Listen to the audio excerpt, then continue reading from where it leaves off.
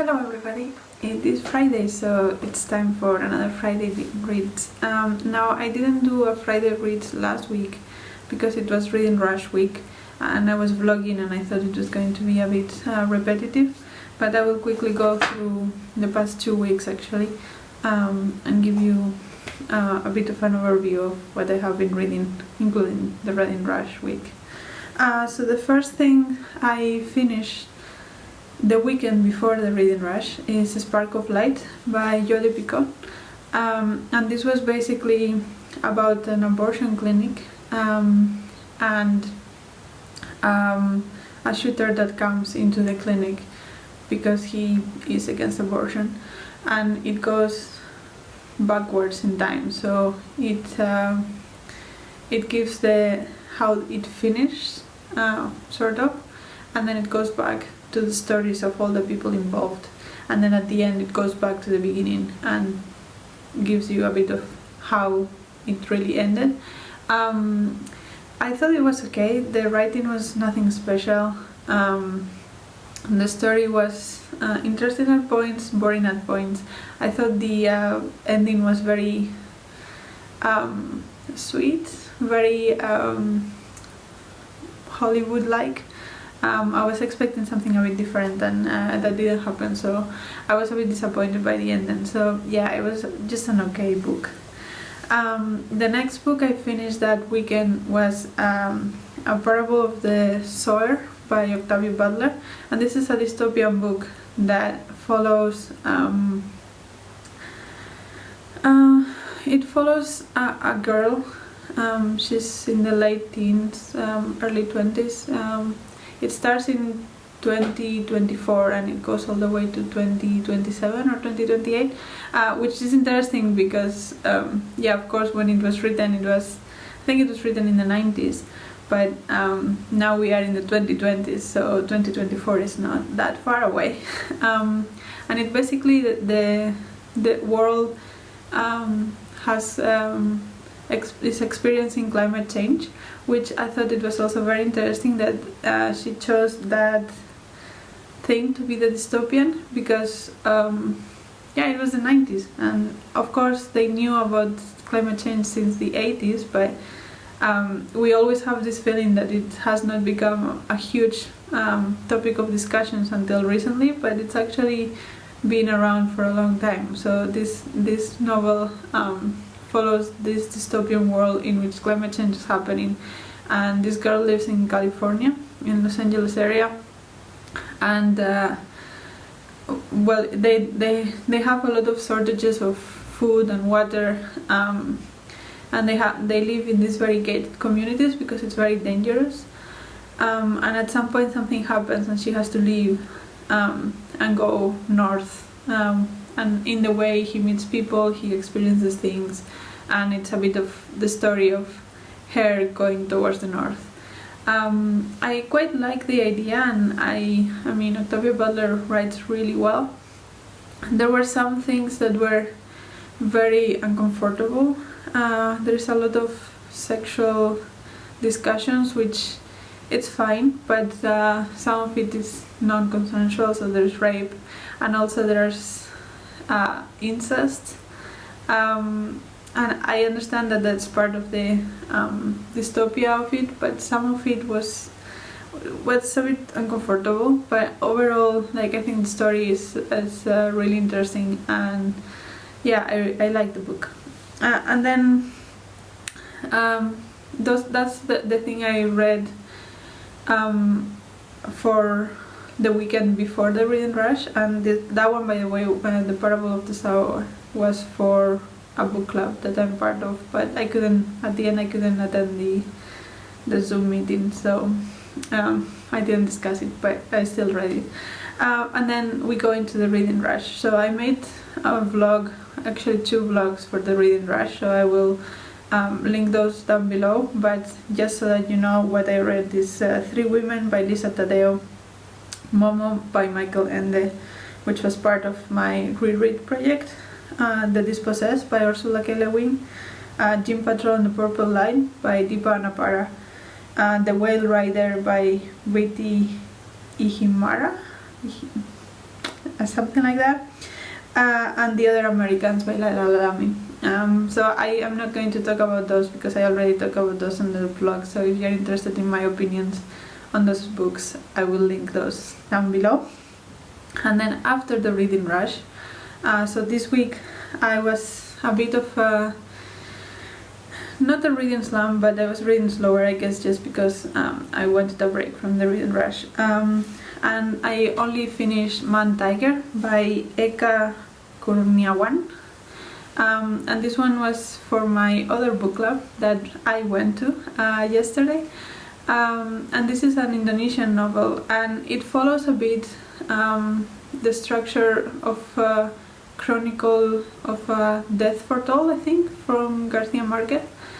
Basically, it starts telling you there was this guy that murdered this other man, and then it builds down from there, all the relationships and all that happened. I think that's also the concept of The Death of Vivek Oji by Octavia Butler. I haven't read that, but I heard it's similar structure in that sense. And it was interesting because first of all, it gives you a sense of Indonesian culture, especially in rural areas. And something that we discussed in the book club actually is like how similar rural areas feel in every culture and every country, how they are always these things that happen that everybody knows about, everybody knows everybody, but then nobody does anything about them. So in this case, this boy was going to murder a man, and in the town many people know that these things were going to go on. The boy told people, but nobody did anything. That kind of feeling. So yeah, it's at the same time a very local story and a very international story, and that was an interesting one. I think that there were parts of the book in which the narrative was a bit slow, and also some of the characters we didn't know a lot about. I think the book focuses mainly on the relationships between characters rather than the characters themselves, and they're self-developed. But still, like, those relationships were very interesting and very complex. So it was a very good book, I think. The general consensus was that we all appreciated the book, but as a reading experience, maybe it was not the most enjoyable. It's a very bleak book as well, so it was not that enjoyable in that sense, but it was very informative, and we all appreciated all the things that it did, and it is clearly very well written. So yeah, it was a good book. It's also very short. So yeah, that's the one thing that I finished this week after the reading rush. And then I have started The Shepherd's Hut by Tim Winton. I have very little left. Probably I can finish this in an hour. But this one is about a boy that, his mom dies from cancer and he runs away and he lives alone, and it's a bit like his life and what is he doing now.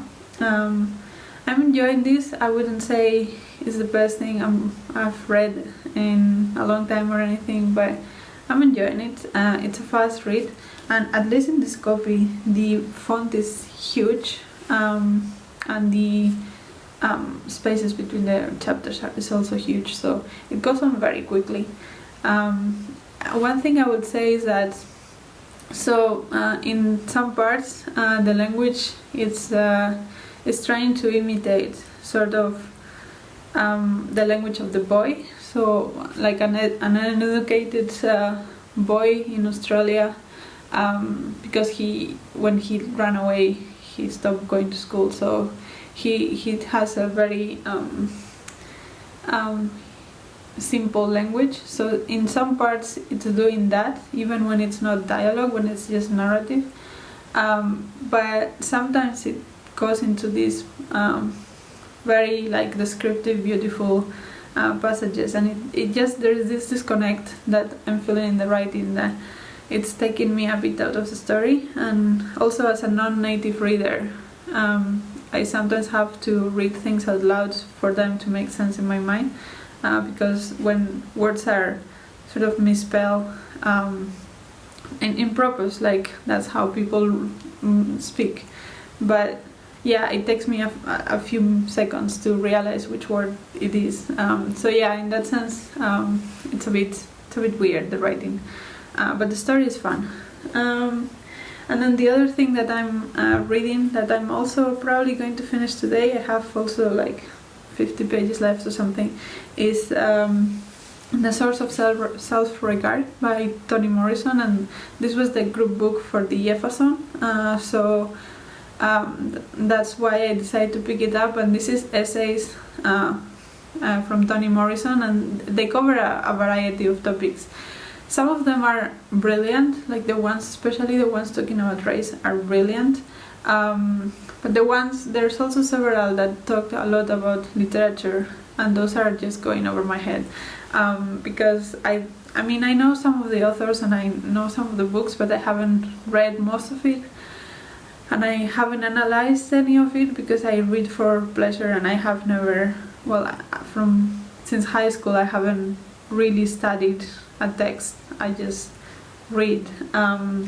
So in that sense, like all these very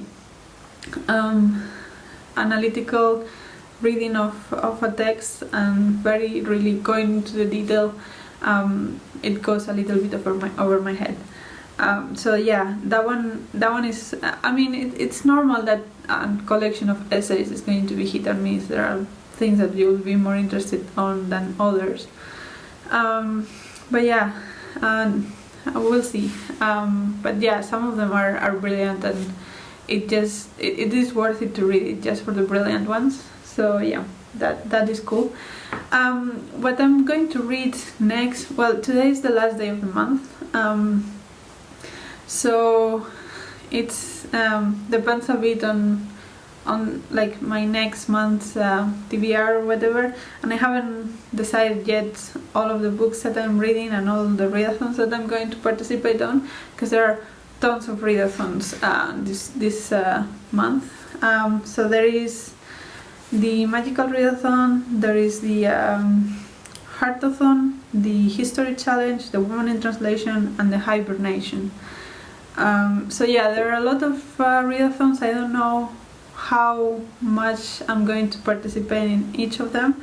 I think that probably I'm going to do for sure the Heartathon, because it's the whole month and there are only 4 prompts. So yeah, I think that one I'm going to do. And that one basically is read a book about someone that changed or made a significant contribution in the fields of education, art, subverting the status quo, and technology. So for education, I think I might read The Starless Sea, because as far as I know, it's about books. So books are education. Yeah. About art, I think I want to read Hamnet. And that is about Shakespeare's wife, so also about Shakespeare, and Shakespeare made a significant contribution to art, I will say. Then Subverting the Status Quo, I think I'm going to read Me and White Supremacy. I have been wanting to read that for a while, so I think that this is going to be the month. And for technology, I want to read Death's End by Cixin Liu, which is the last book in the Three-Body Problem trilogy. I have the back goal of finishing some series this month as well. So I think those are the ones that I'm going to read for Heartathon. And then I also have my Reread project, and I have already picked the paper, and I feel myself doing it, so I'll insert the clip here.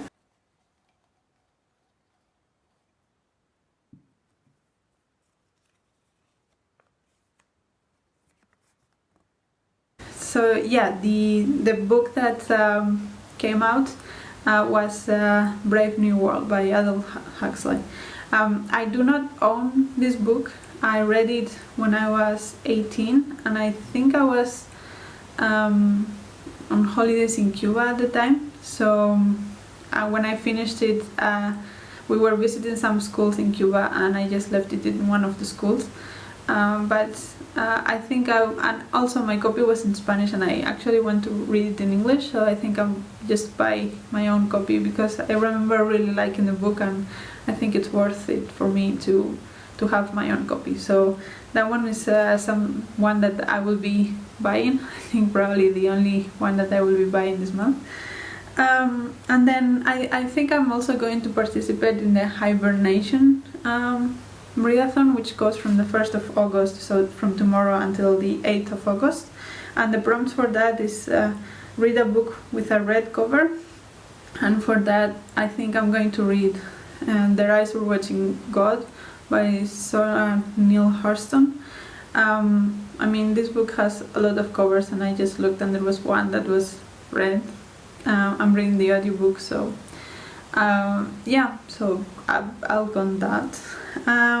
Then the second prompt is set in a place very hot or cold, and for that I think I'm going to read How We Disappear by Jing-jing Lee, I believe. And that is set in Singapore, so I think, yeah, Singapore is a really hot place, so that counts. Then one with a summer cover, and I think for that one I might read Heartstopper by Alice Osman. That's a comic book that I have seen a lot of people reading, and they just say it's very cute.